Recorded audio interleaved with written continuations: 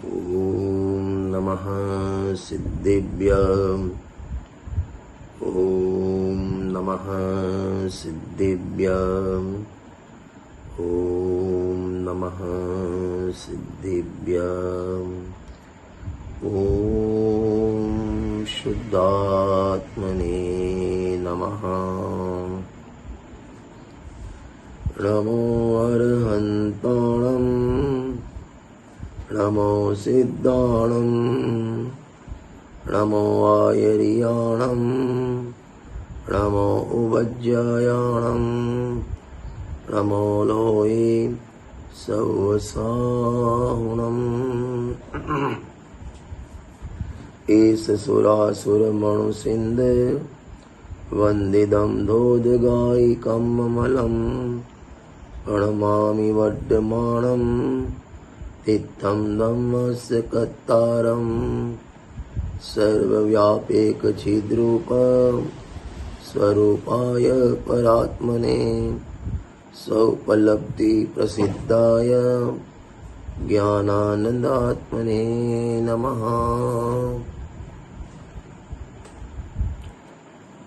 भरत क्षेत्रना भगवान आचार्य कुंद द्वारा रचित ग्रंथादिराज प्रवचन सार एमां आपणे पहलो अधिकार ज्ञान प्रज्ञापन अधिकार एना अंतर अधिकार ज्ञान प्रपंच अधिकार में नवो टॉपिक आपणे गई कालथी शरू कर्यो हतो। बंधनुं कारण राग छे, ज्ञान नथी। 5 गाथानो आ टॉपिक है 42, 43, 44, 45, 46। पहली गाथा में ज्ञार्थ प्रणमन रूप जे क्रिया एक केवल ज्ञान में थती नहीं। एनी चर्चा आपणे ज्ञार्थ प्रणमन कोने कहेवाय ए पछी करीए। ज्ञार्थ प्रणमन क्रिया ज्ञान में એટલે કેવલ જ્ઞાનમાં થતી નથી।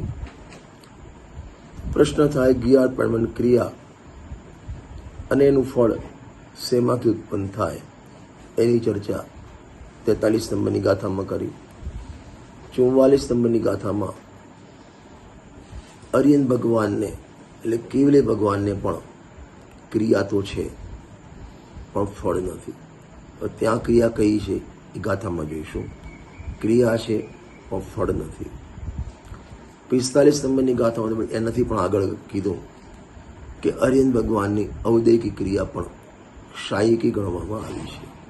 ए बधी क्षय माटे आवे छे। अने अंतिम गाथामां केवड़ी भगवान ने जेम पर्यायमां पण शुभाशुभ भाव नथी एम संसारी जीवने पण पर्यायमां शुभाशुभ भाव नथी एम जो तू माने तो ये बात खोटी है। आ 5 बात आ टॉपिक में करवी है। फरीथी 42 नंबर की गाथा में ज्ञात रूप प्रणमन क्रिया केवल ज्ञान में होती नहीं। नंबर 2 ज्ञात रूप प्रणमन क्रिया अने एनुं फल शेमाथी उत्पन्न थाय छे 43 नंबर में।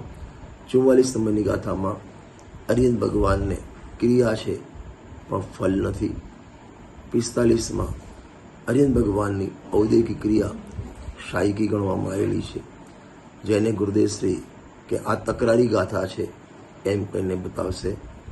अने अंतिम गाथा में केवलीनी जेम जो संसारी ने पण शुभाशुभ नहीं एम मानीए तो शू दोष आवे ए बात करवामां आवशे। एम आपणे 42 नंबर की गाथा आपणे शरू करीए छीए। आम तो शरू करी हती पण फरीथी एनुं हीडिंग वाँचीए छीए। हवे गे पदार्थ रूपे प्रणमन जेनुं लक्षण छे एवी ज्ञार्थ प्रणमन क्रिया ज्ञानमांथी उद्भवती नथी। ज्ञानमांथी उद्भवती नथी એટલે કેવળ જ્ઞાનમાંથી ઉદ્ભવતી નથી। શું નથી ઉદ્ભવતું કે જ્ઞાર્થ પ્रणमन क्रिया। જ્ઞાર્થ प्रणमन क्रिया એટલે કે ગે પદાર્થ રૂપે પ્रणमन क्रिया એ જ્ઞાનમાંથી ઉત્પન્ન થતી નથી। ઘી પદાર્થ રૂપે પ્रणमन क्रिया કોને કહેવાય? જો આ મોબાઈલ છે, એમ આ ગે છે, એમાં પરણમન હોય કે ના હોય? હોય. એ ગેનું પરણમન, એને જ્ઞાત પરણમન ક્રિયા કહેવામાં આવતી નથી. તો જ્ઞાત પરણમન કોને કહેવાય? તો જ્ઞાન શું ગેરૂપે પરણમે છે કે ના? જ્ઞાન ગેરૂપે પરણમતો નથી. તો પછી જ્ઞાત પરણમન ક્રિયા ક્યાં આવે? ઘીમાં આવે કે જ્ઞાનમાં આવે? ફરીથી કહું છું, જ્ઞાત પરણમન રૂપ ક્રિયા, ગે પદાર્થ રૂપ પરણમન ક્રિયા, અર્થ એટલે પદાર્થ. ગે પદાર્થ રૂપ પરણમન ક્રિયા એ ગેમાં હોય કે જ્ઞાનમાં હોય? ગેમાં હોય કે ના? જ્ઞાનમાં હોય કે ના? ના ગેમાં હોય ના જ્ઞાનમાં હોય, તો એ ક્રિયા ક્યાં હોય? પ્રશ્ન આ છે. કારણ કે જ્ઞાનમાં ઉદ્ભવતી નથી. તો જ્ઞાનમાં એટલે કેવળ જ્ઞાનમાં ઉત્પન્ન થતી નથી. ગેમાં એટલે પદાર્થમાં ઉત્પન્ન થતી નથી. તો ક્યાં ઉત્પન્ન થાય છે? કે એ જ્ઞાત રૂપ પરણમન ક્રિયા એટલે કે ગે પદાર્થ રૂપે પરણમવું, આવી ક્રિયા ઇન્દ્રિય જ્ઞાનમાં થાય છે. અને એટલા માટે જ 31મી ગાથામાં એ જ્ઞાત પરણમન ક્રિયા ઇન્દ્રિય જ્ઞાનને ગે ખાતામાં નાખ્યું, જ્ઞાનના ખાતામાં નથી નાખ્યું. પ્રશ્ન થાય, આ પદાર્થનું જાણવું, સમજો ધ્યાનથી, શબ્દોની મારામારી છે. ગેનું જ્ઞાન એ જ્ઞાત પરણમન નથી. જ્ઞાનનું જ્ઞાન એ પણ જ્ઞાત પરણમન ક્રિયા નથી. ફરીથી બોલો, ગેનું જ્ઞાન, આ મોબાઈલનું જ્ઞાન થાય એ જ્ઞાત પરણમન નથી. જ્ઞાનમાં જ્ઞાનનું જ્ઞાન થાય એ પણ જ્ઞાત પરણમન નથી. તો જ્ઞાત પરણમન કોને કહેવાય? કે જ્ઞાનનું,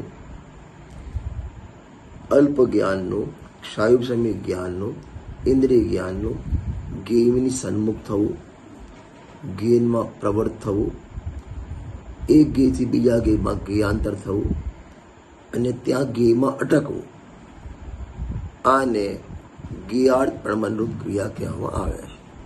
ફરીથી કહું છું, જ્ઞાનનું ગેની સન્મુખ થવું, ગેમાં પ્રવર્ત થવું, એક ગેથી બીજા ગે પર જવું અથવા તો ગેમાં અટકવું, આવી જે ક્રિયા એને જ્ઞાત પરણમન કહેવામાં આવે છે.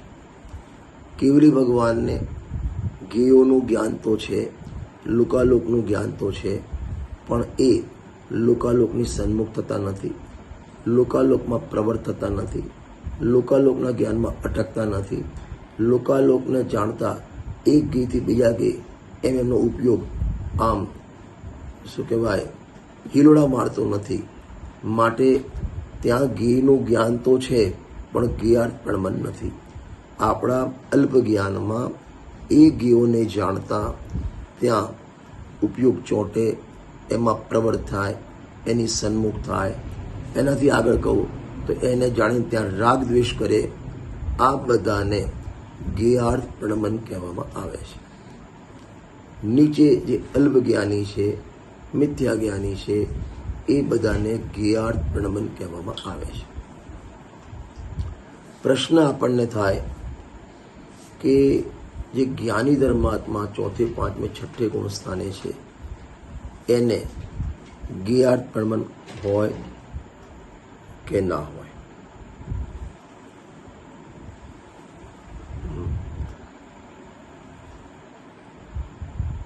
જ્ઞાત પરણમન એને હોય કે ના હોય?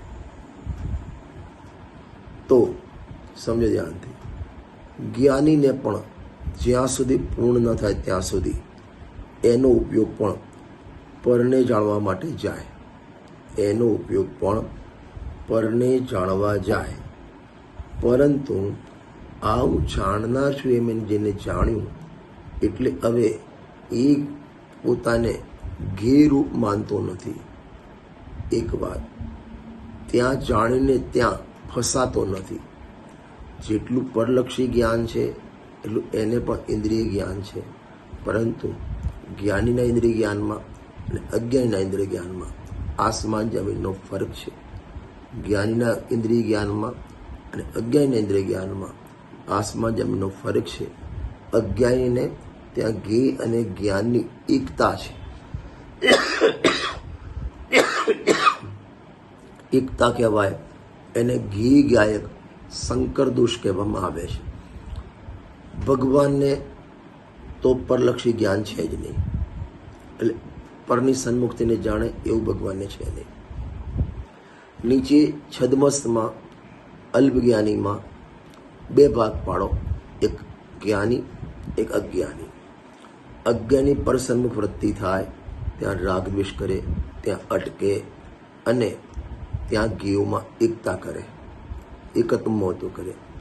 જ્ઞાની પરલક્ષી જ્ઞાન તો છે ને, જેટલો ઉપયોગ બહાર જાય છે એટલું પરલક્ષી જ્ઞાન ઇન્દ્રિય જ્ઞાન છે, પરંતુ એ જ્ઞાનમાં હવે એકત્વ મહત્વમાં શંકર દોષ નથી લાગતો. શંકર દોષ એટલે જ્ઞેય અને જ્ઞાનને એક માનતો નથી. અજ્ઞાની જ્ઞેયને જાણતા, આમ ટીકામાં આવશે, જ્ઞેયને જાણતા એને કર્મનો ભોગવટો છે, કારણ કે રાગ કરે રાગનો ભોગવટો છે. પણ એ વખતે હું બિન જ્ઞાનમય આત્મા છું એવો જ્ઞાનનો ભોગવટો નથી.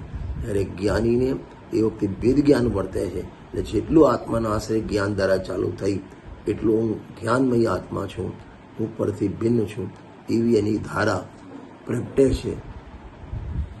એવી ધારા એને પ્રગટેલી છે, માટે એને જ્ઞેય જ્ઞાનમાં એકતા થતી નથી.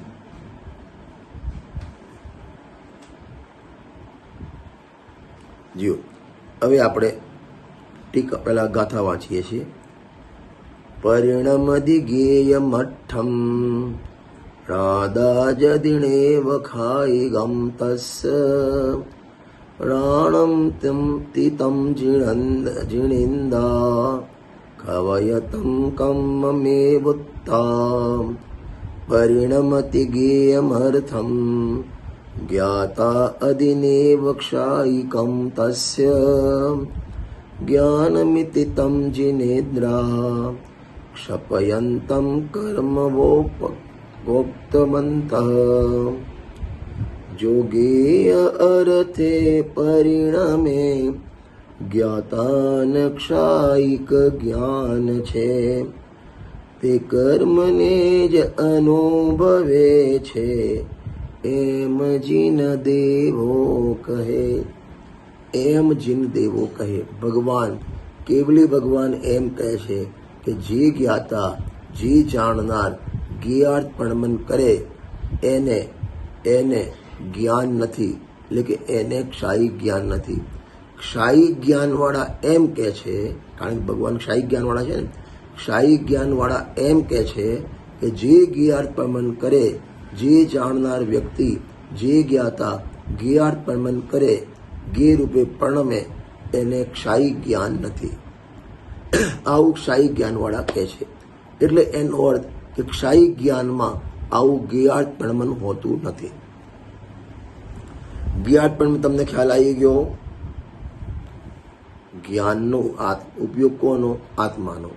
એ આત્માનો ઉપયોગ, એ આત્માનું જ્ઞાન આત્મામાં પ્રવર્ત ન થયું, પરમાં પ્રવર્ત થયું, આત્માનો અનુભવ ન કર્યો, પરનો અનુભવ કરવા જાય, પરની સન્મુખ થાય, જાણીને ત્યાં રોકાય, એમાં રાગદ્વેષ કરે, જેમાં ઇન્દ્રિયનો સહારો લેવો પડે, જે જ્ઞાન જ્ઞેયથી જ્ઞાંતર થતું હોય, આ બધા જ્ઞાનને જ્ઞેયાર્થપણમન કહેવામાં આવે છે.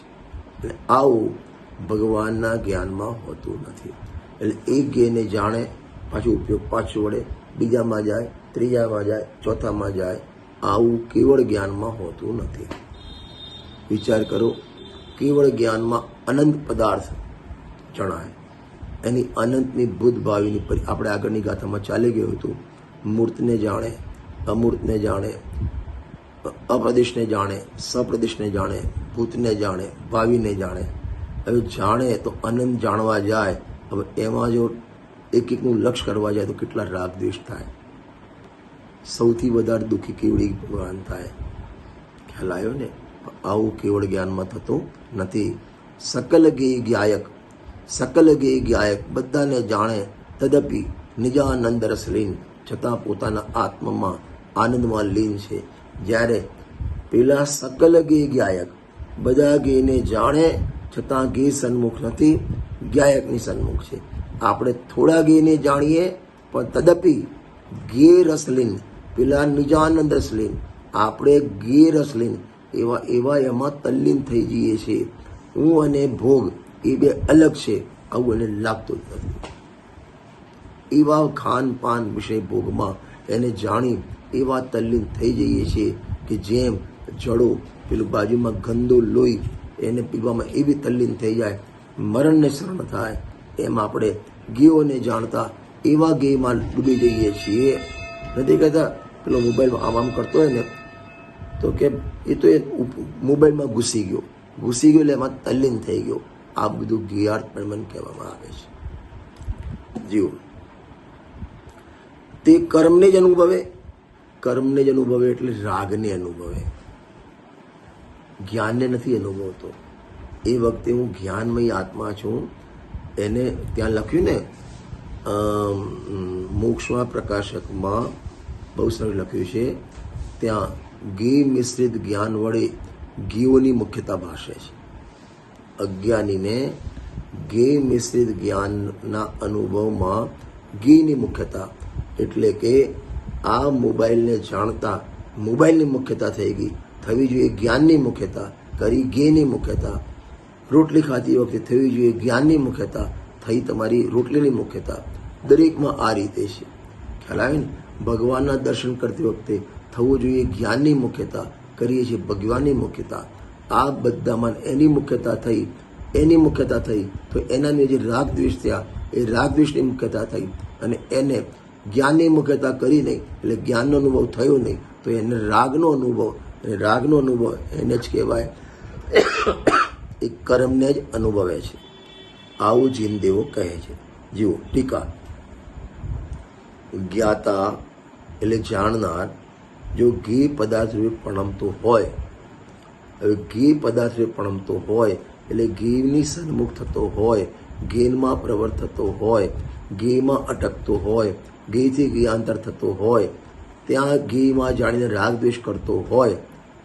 ખ્યાલ આવે? આ બધું ગેયાર્થપણમન કહેવામાં આવે છે.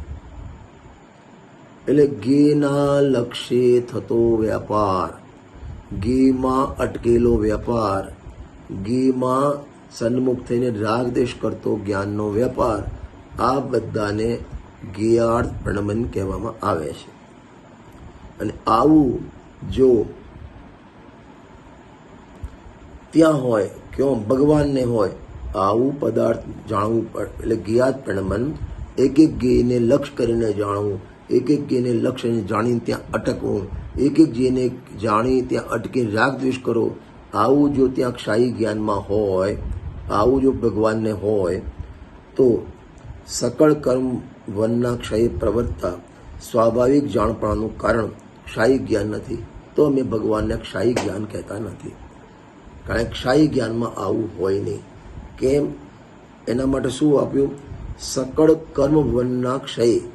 સકળ કર્મ વન એટલે 12મા જ્ઞાનાવરણ દશના મુનિ અંતરાય એ ઘાતી કર્મના ક્ષય થયો તો અહીં સ્વાભાવિક જ્ઞાન પ્રગટ થાય. આપણું ઇન્દ્રિય જ્ઞાન વૈભાવિક જ્ઞાન કહેવાય. બરાબર? જેમાં કર્મના નિમિત્તો, કર્મના ક્ષયોપશમના નિમિત્ત હોય એ બધા અલ્પ જ્ઞાન હોય, પરમાપ્રતવાળું જ્ઞાન હોય, આ બધાને વૈભાવિક જ્ઞાન કહેવામાં આવે છે. સ્વરૂપમાં પ્રવર્તે સ્વાભાવિક જ્ઞાન, પરમાપ્રવર્તે વૈભાવિક જ્ઞાન. જેમ ચારિત્ર ગુણની પર્યાય આત્મામાં પ્રવર્તે તો સ્વભાવ પર્યાય, પરમાપ્રવર્તે અને વૈભાવ કહેવામાં આવે છે. એ રીતે જે જ્ઞાન સ્વમાં પ્રવર્તે આત્મામાં લપેટાઈ જાય એ સ્વાભાવિક જ્ઞાનનો અંશ થઈ ગયો, અને પૂર્ણ થઈ જાય તો સ્વાભાવિક જ્ઞાન કહેવાય. જે જ્ઞાન પરમાં પ્રવર્તે એ બધું વૈભાવિક જ્ઞાન કહેવામાં આવે છે. અને ભગવાનને સકળ કર્મના એટલે ઘાતી કર્મ જે નાશ કરી પાયો કેવલ જ્ઞાન એવા પ્રવર્તતા સ્વાભાવિક જ્ઞાન જાણપણાનું કારણ ક્ષાયી જ્ઞાન નથી. કે ત્યાં ભગવાનને જે ક્ષાયી જ્ઞાન છે એમાં આ ટાઈપનું ગેયાર્થપણમન છે નહીં, અથવા તો એને જ્ઞાન જ નથી. શું કીધું? જે આપણા હિંમતનગરથી એક પુસ્તક આપણે પ્રકાશિત થયું છે ઇન્દ્રિય જ્ઞાન જ્ઞાન નથી. એ શબ્દ જે વાક્ય છે ને એ અહીંથી લીધેલો છે. તેને જ્ઞાન તે જ્ઞાન જ નથી.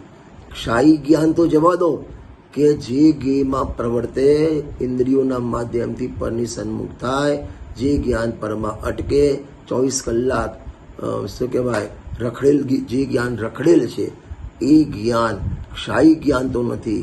એ જ્ઞાન કેવળ જ્ઞાન તો નથી. એ જ્ઞાન પૂર્ણ જ્ઞાન તો નથી, પણ ખરેખર જ્ઞાન જ નથી. આત્મજ્ઞાન ही જ્ઞાન है, शेष सभी अज्ञान. એટલા માટે કથિત સંબંધની ગાથામાં કીધું એ જ્ઞાન નથી, ગે ના ખાતામાં ગયું. ખ્યાલ આવે છે ને? અથવા તેને જ્ઞાન જ નથી, કારણ કે દરેક પદાર્થ રૂપે પર્ણતિ દ્વારા, હવે ગજબની વાત, દરેક પદાર્થ રૂપે પર્ણતિ દ્વારા મૃગ તૃષ્ણામાં જળ સમૂહની કલ્પના કરવાના માનસવાળો તે આત્મા દુઃસહ કર્મ ભારને જ અનુભવે છે, આમ ભગવાન કહે છે. એટલે આવા પરને જાણવા રૂપે પ્રવર્તતો, પરમાં એકતા કરતો, પરની સન્મુખ થતો આવો વ્યક્તિ કર્મ ભારને જ અનુભવે છે. એટલે રાગનો જ ભોગવટો છે, એને દુઃખનો ભોગવટો છે, એને કશાયનો ભોગવટો છે, એને જ્ઞાનનો ભોગવટો નથી. કારણ કે એ પરમાં પ્રવર્ત થાય એ વખતે મુખ્યતા એને પરની થઈ ગઈ, મુખ્યતા જ્ઞેયની થઈ ગઈ, જ્ઞાન દબાઈ ગયું, જ્ઞાન ગૌણ થઈ ગયું. એના જ્ઞાનમાં જ્ઞાન ગૌણ થઈ ગયું, અને એ જ્ઞાનમાં જ્ઞેય મુખ્ય થઈ ગયું. અને જ્ઞેય મુખ્ય થઈ ગયા તો એને જ્ઞેયના સન્મુખે રાગ દ્વેષ થાય છે. તો એને હર સમય રાગ દ્વેષનો એટલે કર્મનો ભારનો અનુભવ છે, કર્મનો ભોગવટો છે, રાગનો ભોગવટો છે, પણ જ્ઞાનનો ભોગવટો નથી. કેવડી ભગવાન હર સમય જ્ઞાનનો ભોગવટો કરે છે, અને નીચે અજ્ઞાની હર સમય રાગનો અને દુઃખનો ભોગવટો કરે છે. અરે રાગના જ્ઞાન વખતે પણ જો જ્ઞાનનો ભોગવટો હોત તો એને દુઃખી ના હોત. ખ્યાલ આવે છે ને? જીવો. હવે બીજું લખ્યું, પદાર્થ પરિણતિ દ્વારા મૃગ તૃષ્ણામાં જળ સમૂહની કલ્પના. મૃગ તૃષ્ણામાં જલ સમૂહની કલ્પના. જેમ આપણે ઉનાળામાં હાઈવે ઉપર જઈએ તો એ વખતે એ જે ડામરનો રોડ છે ઉપર તડકો પડે એટલે એટલો ચમકે કે આપણને 1 કિલોમીટર 1.5 કિલોમીટર દૂર જ્યાં પાણીનું ખાબોચિયું હોય, પાણી હોય એવું લાગે. મૃગ તૃષ્ણા કોને કહેવાય? કે જેમ મૃગ એટલે હરણ રણમાં દોડે, અને એ રણમાં દોડે એટલે રણમાં ખારેલી રેતી હોય, અને એ રેતીમાં તડકો પડે એટલી ચમકે, અને ચમકે એટલે એમાં આખું સમૂહ છે એટલે પાણી જેવું દેખાય. પાણી છે નહીં, પાણી જેવું દેખાય. હવે આને તૃષા લાગેલી છે, ઉનાળાનો દિવસ છે એટલે પાણી પીવાની ભાવના છે, એટલે દોડતું ત્યાં જાય. એક તો પાણીની તરસથી મોઢું સુકાયેલું છે, ત્યાં પાણી નથી, એને પાણીની કલ્પના થઈ, અને પછી ત્યાં મોઢું મારે પાણી પીવા માટે, એટલે એક તો પાછું મોઢું સુકાયેલું હતું, અને ગરમ રેતીમાં ઓર ડાજે એટલે એની તૃષ્ણા ઓર વધતી જાય. પાછી ઓર ત્યાં બીજી જગ્યાએ દેખાય, ત્યાં ઓર દોડે, ત્યાં પાછી ફેરથી ડાજે. એમ પોતે દોડતો મરણને શરણ થાય છે. એટલે જ્યાં પાણી નથી ત્યાં પાણીની કલ્પનામાં જેમ મૃગલું દોડે છે, એમ જ્યાં જ્ઞાન નથી ત્યાં જ્ઞાનની કલ્પનામાં અજ્ઞાની દોડે છે. આમાંથી જ્ઞાન લઉં, આમાંથી જ્ઞાન લઉં, આમાંથી ઘીમાંથી જ્ઞાન લઉં. તે ઘીમાં જ્ઞાન જ નથી, અને જ્ઞાનમાંથી જ્ઞાન આવે, ઘીમાંથી જ્ઞાન આવે. ક્યાંથી? જ્ઞાનમાંથી જ્ઞાન આવે. અને આપણને લાગે ઘીમાંથી જ્ઞાન આવે, પેપર વાંચી લઉં, ન્યૂઝ વાંચી લઉં, ટીવી વાંચી લઉં તો મને ખબર પડે. એટલે તને એવો ભ્રમ છે કે એ બધું જ્ઞાન હું પેપર વાંચું છું એટલે મને દિલ્હીના સમાચાર મળે છે, હું ટીવી જોઉં છું એટલે આખા વિદેશના સમાચાર મળે છે. એટલે તારા બ્રહ્મમાં એમ થઈ ગયું કે મને ટીવીમાંથી જ્ઞાન આવે, ઘીમાંથી જ્ઞાન આવે, મોબાઈલમાંથી જ્ઞાન આવે. આને કહેવાય મૃગ તૃષ્ણા. આને કહેવાય જ્ઞાન સંબંધીની મૃગ તૃષ્ણા. મૃગ તૃષ્ણામાં જળ સમૂહની કલ્પના કરવાળો માનસવાળો તે આત્મા દુઃસહ કર્મ ભારને જ, એટલે એ વ્યક્તિ જેમ પેલો મૃગલું હરણ્યું નિરંતર બિચારું દુઃખને જ પ્રાપ્ત થાય છે, એમ અજ્ઞાની આ જ્ઞેયોની તરફ પ્રવર્તી એમાં નિરંતર એની ચાહના, ઘીના જ્ઞાનની ચાહના, ઘીમાંથી જ્ઞાન આવતું નથી અને એને ભ્રમ થઈ ગયો. નિરંતર નવા નવા ઘીને જાણ લઉં, આ જાણ લઉં, આ જાણ લઉં, આ જાણ લઉં, આ જાણ લઉં, એમ એને નિરંતર નવી નવી તૃષ્ણા વધતી જાય છે. અને એ વધતા વધતા જેટલી તૃષ્ણા વધે એટલું દુઃખ વધે. એટલે કે તૃષ્ણાના કર્મના ભારને જ, એટલે રાગને જ અનુભવે છે. જો ગુરુદેવશ્રીના પ્રવચન તમને વાંચીને બતાવું. 294 નંબરનું પેજ છે. 293 નીચેથી, જાંજવામાં પાણી નથી, જાંજવામાં એટલે મૃગ તૃષ્ણા 12 ત્યાં રણમાં પાણી નથી, છતાં મૃગલા પાણી જાણીને દોડે છે. એમ પરગેયને જાણવા અજ્ઞાની ગેયોની સન્મુખ દોડે છે. તેને જ્ઞાન નથી, એ તો પરદ્રવ્યને જાણવા જાય ત્યાં નિયમથી રાગ થાય. પર જણવાને જાણવા થાય. તમે કંઈ પણ જુઓ, તમે જમવા બેઠા, રોટલી આવી, બરાબર છે, ગરમ છે, ઠંડી છે, ફૂલેલી છે, કડક છે, પતલી છે, જાડી છે, કંઈક ને કંઈક રાગ દ્વેષ થશે થશે ને થશે. આ નિયમ જ છે. પર સન્મુખ પ્રવૃત્તિ થાય, ઇન્દ્રિય જ્ઞાનની સાથે રાગ દ્વેષ જોડાયેલા છે. જેમ મિથ્યાત્વની સાથે અનંતાનુબંધી જોડાયેલા છે, એમ પર સન્મુખ પ્રવૃત્તિ ઇન્દ્રિય જ્ઞાન એની સાથે નિયમથી કષાય ભાવ, રાગ ભાવ જોડાયેલા છે. હવે એ દુઃખી તો રાગ ભાવથી છે, પણ એ રાગ ક્યારે ઉત્પન્ન થયો? કે પરમાં પ્રવર્ત થયો, પર સન્મુખ પ્રવૃત્તિ થઈ ત્યારે ઉત્પન્ન થયો. તો એ રાગનો આરોપ એ પરલક્ષી જ્ઞાન ઉપર આપી ઇન્દ્રિય જ્ઞાન પણ રાગનું કારણ છે એમ કહેવામાં આવે છે. ખરેખર જ્ઞાન રાગનું કારણ નથી. જ્ઞાન એ જ્ઞાનનું પર્યાય છે, રાગ એ ચારિત્ર ગુણની પર્યાય છે. બે ગુણ સ્વતંત્ર છે, બે ગુણનું પરિણામ સ્વતંત્ર છે. પરંતુ એ રાગ ક્યારે ઉત્પન્ન થયો? કે આત્માનો ઉપયોગ પરમાં પ્રવર્ત થયો, પર સન્મુખ થયો, પરમાં ચોંટ્યો, પરમાં અટક્યો. તો અહીં ચારિત્ર ગુણમાં એ વખતે રાગ દ્વેષ થયા. નિયમથી થાય, પર સન્મુખ પ્રવૃત્તિ થાય, નિયમથી રાગ દ્વેષ થાય. તો એ પર સન્મુખ પ્રવૃત્તિને કારણ કહ્યું અને રાગ દ્વેષને કાર્ય કહ્યું. અને આખું કારણ કહીને અભેદ કહીને કથન કહો તો ઇન્દ્રિય જ્ઞાનથી રાગ દ્વેષ ઉત્પન્ન થાય. આમ અભેદથી કથન કરવામાં આવે છે. મૃગલા જેમ જાંજવાના પાણી દેખીને પાણી માટે દોડ્યું જાય, એમ આ ભગવાન આત્માનું જ્ઞાન સ્વપ્નનું જાણવું છે. એ સ્વ તરફ દોડીને જાણે તો સ્વપરનું યથાર્થ જ્ઞાન થાય. જુઓ, પર સન્મુખ પ્રવૃત્તિ થતાં એટલે પરના તરફ ઉપયોગ જતાં ના સ્વનું જ્ઞાન થાય, ના પરનું યથાર્થ જ્ઞાન થાય. બિન જ્ઞાનમય આત્મા છે એ પણ જ્ઞાન ના થાય, અને આ પર છે, હું એનાથી ભિન્ન છે એવું સ્વ અને પરનું યથાર્થ જ્ઞાન ન થાય. અને જો ઉપયોગ આત્મામાં જાય તો આત્માનું પણ જ્ઞાન થાય, સ્વનું સ્વરૂપે જ્ઞાન થાય અને પરનું પરરૂપે જ્ઞાન થાય. એટલા માટે પછી જ્ઞાની થયા પછી ઉપયોગ ભલે બહાર જાય પણ પછી એ પરમાં એકતા કરતો નથી, એને ભિન્નતાનું જ્ઞાન ત્યાં વર્તે છે. સ્વપરને જાણવું એ સ્વ તરફ દોડીને જાણે તો એને સ્વ અને પરનું યથાર્થ જ્ઞાન થાય. પરંતુ સ્વને ભૂલી એટલે પોતાનું જ્ઞાન નથી અને પરગેને જાણવાના પ્રયોજનમાં જો પ્રવર્તે તો એ તો જ્ઞાન જ નથી. કારણ કે એ તો એને અજ્ઞાન ઉત્પન્ન કર્યું, સ્વપરની એકતા ઉત્પન્ન કરી, કષાય ઉત્પન્ન કર્યા. તો એ જ્ઞાનને જ્ઞાન કઈ રીતે કહેવાય? જો નીચે લખ્યું છે, દુસહ્ય કર્મભારને જ અનુભવે છે. એટલે કે રાગનો ભોગવટો આ મોટો કર્મભાર છે.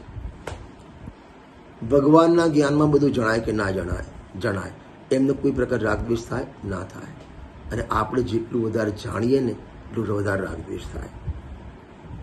જાણવું રાગદ્વેષનું કારણ નથી. પાછું સમજી લેજો, જાણવું રાગદ્વેષનું કારણ નથી, પરંતુ પરલક્ષી જ્ઞાન જે પરમાં અટકે છે એ રાગદ્વેષનું કારણ છે. જો સરસ વાત કહી ગુરુદેશે, હા જાણનારો જણાય તે તો જ્ઞાનનું પરિણામ. શું કીધું? હવે જુઓ, મોબાઈલની સન્મુખ મને મોબાઈલ જણાય છે એ જ્ઞેયનું પરિણામ, મને જાણનાર જણાય છે એ જ્ઞાનનું પરિણામ. સીધી વાત છે. જે જ્ઞાનમાં જે જ્ઞાન જ્ઞાયકની સન્મુખ થયું, જ્ઞાયકમાં પ્રવર્ત થયું એ જ્ઞાયકનું જ્ઞાન. જે જ્ઞાન પરની સન્મુખ થયું, પરમાં પ્રવર્ત થયું, એ પરનું જ્ઞાન માટે ગે, પરનું જ્ઞાન માટે અજ્ઞાન. એમ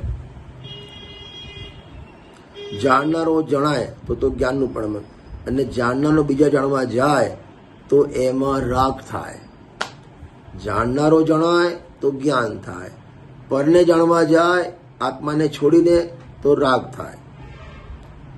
પદ્માનંદી પંચવિસિકામાં લખ્યું, શાસ્ત્રમાં બુદ્ધિ જાય વ્યભિચારની બુદ્ધિ. બોલો, જે ઉપયોગ પરમાં પ્રવર્ત થાય, દાળ ભાત શાક રોટલામાં પ્રવર્ત થાય, વિષય બહુ પ્રવર્ત થાય, એ ઉપયોગ તો એ પરિણતિ તો વ્યભિચારણી છે.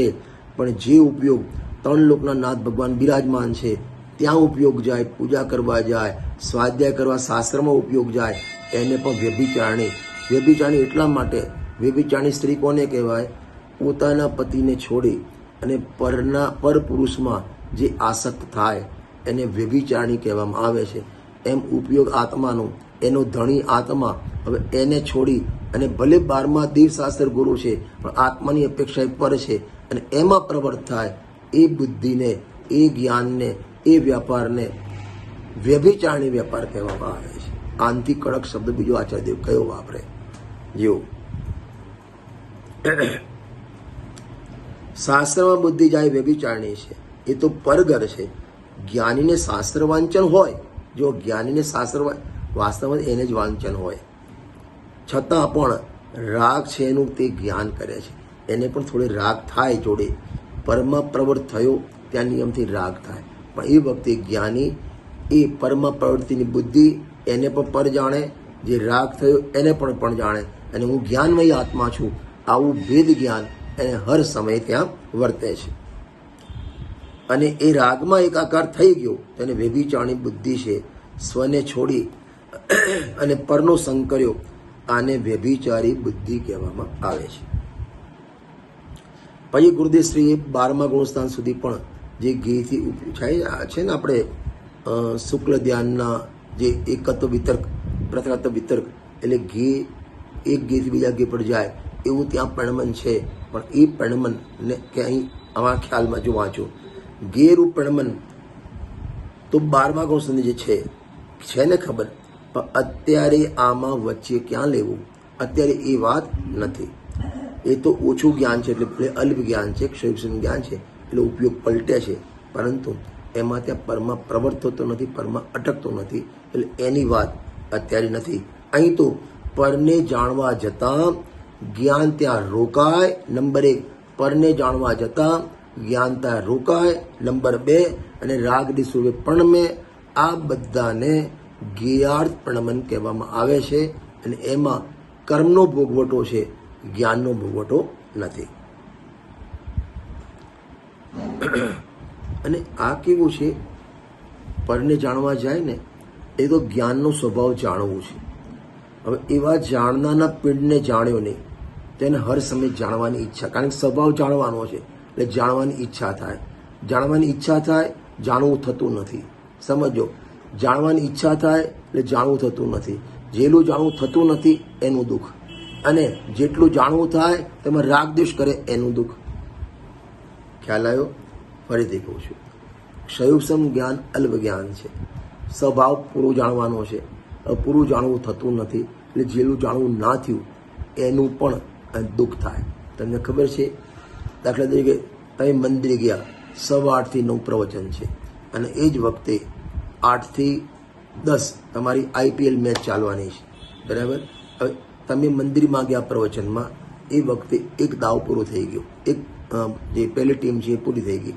હવે તમે ઘેર આવશો ને પહેલી તમને ઈચ્છા થશે. શેની ઈચ્છા થશે? જાણવાની ઈચ્છા. એટલે જ્યાં સુધી જાણો નહીં ત્યાં સુધી દુઃખ. સમજો કેટલી ઇન્દ્રિય જ્ઞાનની પરાધીનતા બતાવો. એટલે જાણવાનું દુઃખ કેટલો થયો, કેટલો થયો, કેટલો થયો, કેટલો થયો, કેટલો થયો. હવે પછી ભાઈ 122 રન થયા, બરાબર? હવે જાણવું થઈ ગયું, પછી શું થશે? બસ આટલા જ થયા, હારી જશે, પતી ગયું, ફૂટી ગયા લાગે છે, વેચી ગયા લાગે. નહોતું જાણ્યું એ વખતે જાણવાનું દુઃખ, જાણ્યા પછી રાગ દ્વેષનું દુઃખ. આ રીતે પરના જ્ઞાનમાં સમયે સમયે આ કર્મભારને રાગનો ભોગવટો છે, દુઃખનો ભોગવટો છે. ખ્યાલ આવ્યો? કોઈ પણ તમે આમાં ગમે તે લઈ લો. પહેલાં તમે ઘરેથી દુકાનથી ઘરે જાઓ સાંજે, તો પહેલાં મૂકો તમારું બેગ કે જે મૂકો, હાથ પગ ધો, પછી શું બનાવ્યું જમવાનું, સાંજનું શું બનાવ્યું છે એની ઈચ્છા જાણવાની. એટલે ઈચ્છા થઈ એ દુઃખ છે, બરાબર. પછી એમને કીધું શું બનાવ્યું છે, કે બેસનને રોટલી. એટલે મોઢું બગડી જાય, માલુપા જેવું મોઢું થઈ જાય. સવારનું માલુપો સાંજે કેવું થાય એવું મોઢું થઈ જાય. તો હવે પહેલાં નહોતું જાણ્યું, એ વખતે દુઃખ હતું. જાણવાનું, જાણ્યા પછી અનુકૂળ છે કે પ્રતિકૂળ છે. અનુકૂળ આવે, છોલેપુરી બનાવી, વાહ, આમ ચટાકુમાર, તો એ રાગ થઈ ગયો. બેસન રોટલી બનાવી, દ્વેષ થઈ ગયો. તો એટલે પરલક્ષી જ્ઞાનમાં આ બધામાં નિયમથી ના જાણે તો પણ રાગદ્વેષ, જાણ્યા પછી પણ રાગદ્વેષ. ભગવાનને ન જાણવું એવું છે નહીં, માટે રાગદ્વેષ નથી. જાણ્યા પછી પણ રાગદ્વેષ થતા નથી, માટે એ જ્ઞાનને સ્વાભાવિક જ્ઞાન કહેવામાં આવે છે. અને આપણું જે પરલક્ષી જ્ઞાન છે એને વૈભાવિક જ્ઞાન કહેવામાં આવે છે. જીવો ઓમ. અને જાણવાની ઈચ્છા થાય ને, ખબર તમને, આપણે સિમંદર પૂજામાં જલનો છંદ છે. શું છે?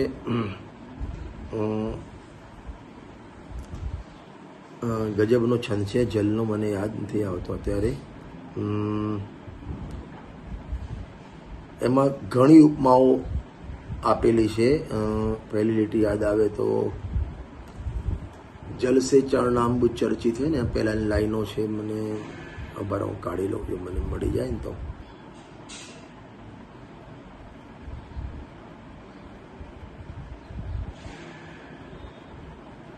हाँ जो मड़ी गई। प्रभुवर तुम जल से शीतल हो, जल से निर्मल अविकारी हो, मिथ्यामल धोने को जिनवर तुम ही तो मल परिहा. एक જ જલને કેટલી ઉપમાઓ આપી છે. એક તો શીતલની ઉપમા, નિર્વિકારી ઉપમા, બીજું મિથ્યામલ ધોવા માટે પણ, એટલે એક તો પોતે નિર્મલ અને મલિનતા ધોવામાં કામ લાગે. तुम सम्यक ज्ञान जलो दधी हो. हे भगवान, તમે જ્ઞાનના જલો દધી, જ્ઞાનના સમુદ્ર છો. જલધર અમૃત બરસાતે હો. એટલે ઉદધી એટલે સમુદ્ર પણ કહેતો વાદળોનો સમૂહ કહેવાય. જલધર અમૃત બરસાતે હો, અને અમારા જીવને આખા અમૃતનું રસપાન કરાવો છો. ભવિજન મન મીન પ્રાણદાયક, ભવિજન મન જલજ ખિલાતે હો. અને જેમ માછલી છે એનું જીવન પાણી છે, એમ ભવ્ય જીવોનું જીવન હે ભગવાન આપનો ઉપદેશ છે. હવે જે મારે બતાવવું છે, હે જ્ઞાન પયો નિધિ સિમંદર, યહ જ્ઞાન પ્રતીક સમર્પિત હૈ. હે ભગવાન, હું તમને આ જલ જ્ઞાનના પ્રતીક રૂપે સમર્પિત કરું છું. શાના માટે? હો શાંત ગે નિષ્ઠા મેરી. આ મારે બતાવું. હો શાંત ગે નિષ્ઠા મેરી, જલ સે ચરણાંબુ ચર્ચિત હો. હે ભગવાન, એ આ ગેઓને જાણવાની ઈચ્છા. અને મોક્ષ પ્રકાશકના ચોથા અધિકારમાં સર્વ દુઃખોનું સામાન્ય સ્વરૂપ, એનું મૂળ કારણ શું બતાવ્યું? દુઃખનું મૂળ કારણ ઈચ્છા. પછી સ્વાધ્યાયની ઈચ્છા, ભગવાનના દર્શનની ઈચ્છા, વિષય ભોગની ઈચ્છા, ખાનપાનની. જ્યાં ઈચ્છા ત્યાં દુઃખ, જેટલી ઈચ્છા એટલું દુઃખ, જેને ઈચ્છા એને દુઃખ. એમાં કોઈ જ્ઞાની અજ્ઞાનીના ભેદ નથી. ઈચ્છા પોતે દુઃખ રૂપ છે, આકુરતા રૂપ છે. હવે પહેલા ખાવા પીવાની ઈચ્છા, હવે એક ઈચ્છા છે જાણવાની ઈચ્છા. જે ત્યાં પેલું ભજન લખ્યું ને રમેશભાઈએ, જાણવાના લોભમાં સગળો સંસાર છે.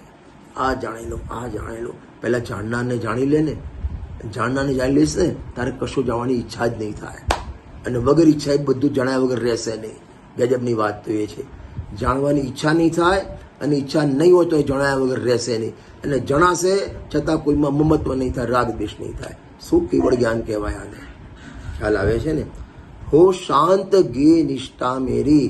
હે ભગવાન, હવે બસ થયું. આખા જેમ છે ને, ભવ વન મેં જી ભર ઘૂમ ચુકા, કણ કણ કો જી ભર ભર દેખા.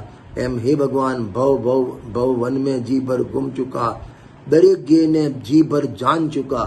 હવે મારે જાણવાની ઈચ્છા નથી. હો શાંત ગે નિષ્ઠા મેરી. જીઓ ભાવાર્થ વાંચીએ આપણે. ગે પદાર્થ રૂપે પરણવો, આ જયસેન સ્વામીની ટીકા છે ને એ બેઠી ટીકામાં મૂકેલી ભાવાર્થકારે આ જ શબ્દો વાપરે ત્યાં જયસેન સ્વામી. ગે પદાર્થ રૂપે પરણમવું એટલે સાહેબ શું? આ મોબાઈલ રૂપે હું પરણમીશ, આ મોબાઈલ ગે છે તો મોબાઈલ રૂપે પરણમીશ, ભગવાન રૂપે પરણમીશ, દાળ ભાત શાક રૂપે પરણમીશ. કે જુઓ ગેયાત પરમેન્ટ કોને કહેવાય? આ લીલું છે, આ પીળું છે, આ સારું છે, આ ખરાબ છે, આ મારું છે, આ તારું છે, આ મારા ચશ્મા, આ તારા ચશ્મા, આમ પરિણમવું ઇત્યાદિ વિકલ્પ રૂપે ગે પદાર્થમાં પરિણમવું. આને જ્ઞાન નથી કહેતા, જ્ઞાનનો ભોગવટો નથી કહેતા, આને કર્મનો ભોગવટો, રાગનો ભોગવટો છે. આ રાગનો ભોગવટો છે. કેવા લાગે છે કપડા? આ પહેરું કે આ પહેરું? ના, આ તો આપણે ગયા વખતે ફંક્શનમાં પહેર્યો હતો, નહીં તો બધા પાછ કહે છે આના જોડે એકની એક સાડી છે, ફલાણી પહેરું. આ કર્મનો ભોગવટો છે. આખો દિવસ રાત કર્મના ભોગવટોમાં પડેલા છીએ, એટલે રાગના ભોગવટમાં પડેલા છીએ, એટલે દુઃખના ભોગવટોમાં પડેલા છીએ. જ્ઞાની જ્ઞાનના ભોગવટોમાં પડેલો છે, અજ્ઞાની રાગના ભોગવટામાં, દુઃખના ભોગવટામાં પડેલો છે. વિચાર કરો, આ લીલું છે, આ પીળું છે, આ મારું છે, આ તારું છે. હા, ખ્યાલ આવે ને? તમને ખ્યાલ છે આપણે 25 વર્ષ પહેલા અહીં બેઠા હતા, ખબર છે? એ પથ્થર ઉપર આપણે લખ્યું હતું રજની લવ્સ ફલાણા. આ બધું કર્મનો ભોગવટો છે, એમ કેવું છે. આ લીલું છે, આ પીળું છે ઇત્યાદિ. જો જાણવું એ જ્ઞાતપણ નથી, પણ ઇત્યાદિ જાણીને વિકલ્પ રૂપે પરણમવું આ જ્ઞાતપણ છે. ઇત્યાદિ વિકલ્પ રૂપે ગે પદાર્થમાં પરણમવું તે કર્મનો ભોગવટો કહેવામાં આવે છે.